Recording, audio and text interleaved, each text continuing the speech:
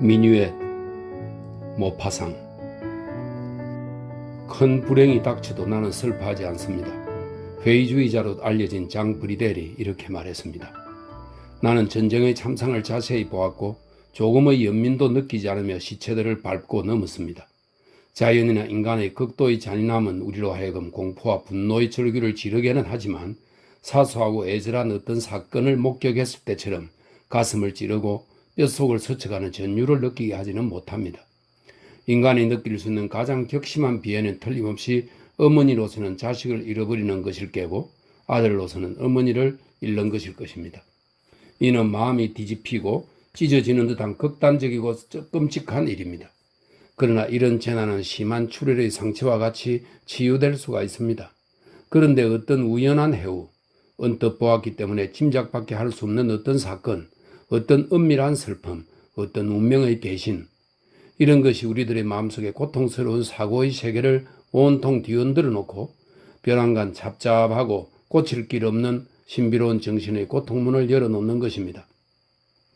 이러한 고통은 너무나 깊어서 잔잔하고 너무나 격심해서 포착할 수도 없으며 너무나 악착스러워 습성과도 같아 우리의 마음속에 오랜 세월이 지난 다음에나 잊을 수 있는 환멸의 느낌, 쓴맛, 슬픔의 흔적 같은 것을 남겨놓습니다. 나는 언제나 다른 사람들 같으면 절대 눈에 띄지도 않았을 두세 가지 사건을 목격하곤 했습니다. 이런 사건들이 나에게는 길고 예리한 칼날처럼 아물지 않는 상처를 마음속에 남겨놓았습니다. 여러분은 그렇게 빨리 스쳐가는 인상에서 어떻게 그런 격심한 충격을 받을 수 있는지 이해가 되지 않을 겁니다.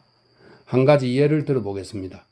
이것은 아주 오래전에 있었던 일입니다만 어제 일어난 것처럼 생생하게 떠오릅니다. 상상만 해도 그때의 감동이 새로워집니다.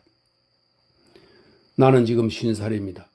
그때는 법률을 공부하던 젊은 시절이었습니다. 나는 다소 우월하고 몽상적이었으며 염세적인 철학에 심취해 소란스러운 카페나 시끄러운 친구들, 어리석은 계집애들을 좋아하지 않았습니다. 아침 일찍 일어나서 8시경 릭상부르 공원의 종묘원 안을 혼자 산책하는 것이 가장 즐거운 기쁨의 하나였습니다. 여러분은 저 종묘원을 모르시겠죠? 그것은 잊혀진 지난 세기의 공원, 할머니의 정다운 웃음처럼 아름다운 공원이었습니다. 무성한 나무들이 울타리가 되어 좁고 정연한 길을 갈라놓았습니다. 일정하게 손질한 나무 잎들이 양쪽으로 벽을 이룬 듯한 사이로 조용히 뻗어있는 길이었습니다. 정원사의 큰 가위가 쉴 새 없이 무성한 나무가지들을 다듬고 있었습니다. 여기저기에 꽃받치며 소풍 가는 학생들처럼 줄을 맞춰 선 묘목들, 화려한 장미꽃 무리와 과일나무 연대가 있었습니다. 저 황홀한 숲속 한 구석엔 벌들이 살았습니다. 지프로 만든 벌집들은 일정한 간격을 두고 교묘하게 나무가지 위에 붙어서 태양을 향해 골무 같은 커다란 구멍을 열고 있었습니다. 그리고 길가 어디서나 붕붕거리는 금빛 파리떼를 볼 수 있었는데 이 파리들이야말로 이 평온한 장소의 진정한 주인이자 복도와 같은 고요한 숲길의 진정한 산책자였습니다. 나는 거의 매일 아침 이곳을 찾았습니다. 벤치에 앉아 책을 읽었습니다. 때로 책을 무릎 위에 떨어뜨리고 몽상에 잠기기도 하고 주위에서 생동하는 파리의 소리를 듣기도 하고 이 오래된 산 울타리의 끝없는 안식을 즐기기도 했습니다. 그러던 어느 날 나는 빗장을 열어놓기만 하면 이곳을 찾는 사람이 나 혼자가 아님을 알게 되었습니다. 숲 모퉁이에서 가끔 정면으로 마주치는 사람이 있었습니다. 키가 작은 이상한 노인이었죠. 그는 은장식에 달린 구두를 신고 승마바지에 스페인풍 갈색 프로코트를 입었으며 넥타이 대신 레이스를 메고 노아의 방주에서 나왔을 것만 같은 테두리가 넓고 긴 깃털을 많이 꽂은 회색 모자를 썼습니다. 그는 몹시 말라서 뼈만 앙상했는데 얼굴을 찡그리며 웃음을 지었습니다. 그의 눈은 생기가 있어 눈꺼풀이 끊임없이 깜박였고 손에는 항상 손잡이가 금으로 된 훌륭한 단장을 들었는데 그에게는 대단한 기념품인 듯 했습니다. 이 노인은 처음에는 나를 놀라게 했으나 차츰 한없는 호기심을 불러일으켰습니다. 나는 장벽 같은 수목들 사이로 그를 지켜보았고 멀리에서 뒤따라가기도 했으며 숲 모퉁이를 돌 때는 눈에 띄지 않도록 했습니다.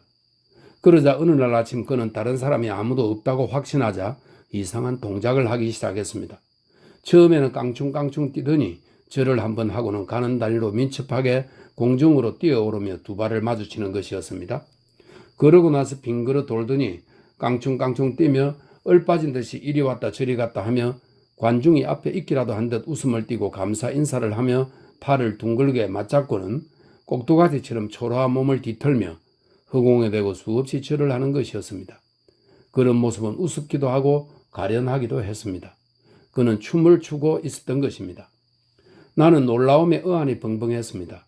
나와 노인 두 사람 중에 누가 미친 사람인가 생각해 보았습니다. 그런데 그가 갑자기 동작을 멈추고 배우가 무대 위에서 하듯 앞으로 걸어 나가더니 뒤로 주춤하며 허리를 굽히고 우아한 미소와 함께 손을 흔들며 두 줄로 늘어선 손질된 나무들을 향해 희극 배우 같은 키스를 보냈습니다. 그러고는 다시 점잖게 산책을 계속했습니다. 잽. 그날부터 내 눈은 잠시도 그를 놓치지 않고 따라다녔습니다. 그는 매일 아침 그 이상한 운동을 되풀이하는 것이었습니다. 그에게 말을 걸어보고 싶은 마음이 미칠 듯이 치밀어 올랐습니다. 나는 용기를 내어 그에게 인사를 하고는 말을 건넸습니다.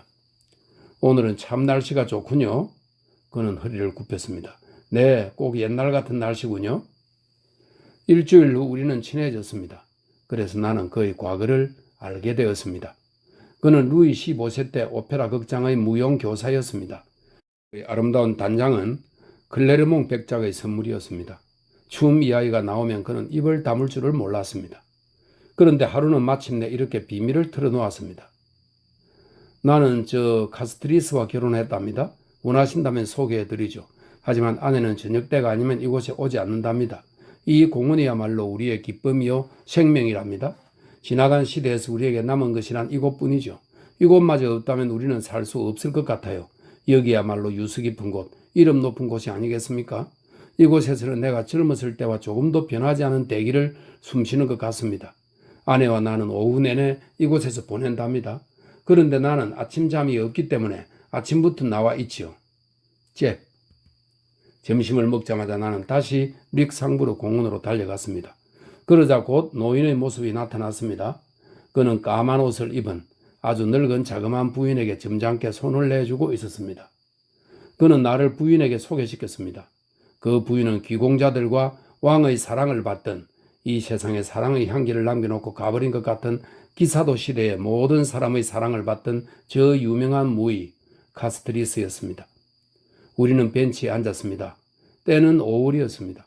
꽃의 향기가 깨끗한 숲길 속을 떠돌았습니다.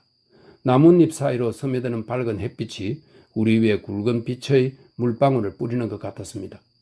카스트리스의 까만 옷이 온통 빛으로 젖은 것 같았습니다.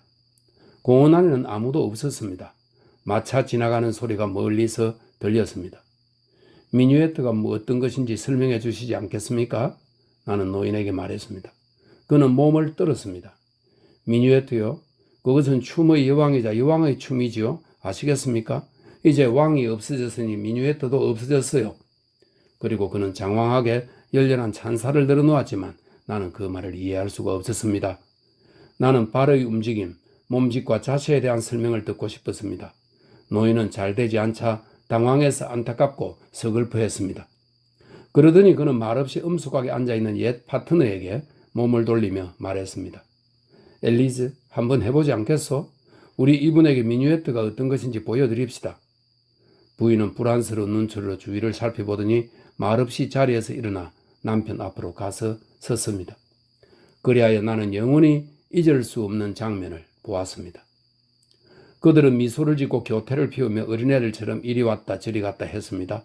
몸을 흔들면서 허리를 굽히면서 깡충깡충 뛰는 그들의 모습은 옛날 아주 솜씨 좋은 직공이 만들었으나 이제는 조금 망가져버린 낡은 기계의 힘으로 춤을 추는 두 개의 인형과도 같았습니다. 그들을 보고 있으려니 이상한 감격으로 가슴이 설레고 마음이 형용할 길 없는 비애에 젖었습니다. 나는 슬프고도 우스운 유령, 한 세기 전의 그림자를 보는 듯 했습니다. 웃음이 터져 나올 것도 같았습니다.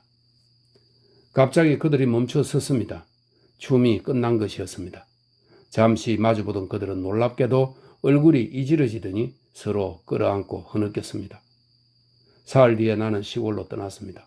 그들을 다시 만나지 못했지요. 2년 후 다시 파리로 돌아왔을 때는 공원의 종묘원은 흘리고 없었습니다. 그 정다운 옛날의 공원, 아름다운 숲속의 애움길과 지난날의 향기를 지닌 미궁과 같은 공원을 잃어버린 두 사람은 어떻게 되었을까? 그들은 죽었을까? 그들은 희망을 잃은 망명객처럼 현대식 거리를 방황하고 있을까? 그들은 희미한 망령이 되어 달밝은 밤이면 무덤들 사이로 난 새길을 따라 묘지의 삽목을 헤치고 가며 저 환상적인 미뉴엣들을 추고 있을까? 그들에 대한 추억은 머릿속에서 떠나지 않고 나를 괴롭히며 마음속에 상처처럼 남아 있습니다. 왜일까요? 그 이유는 나도 알 수가 없습니다. 여러분은 아마도 이런 이야기가 우습게 생각되겠죠. 안 그렇습니까?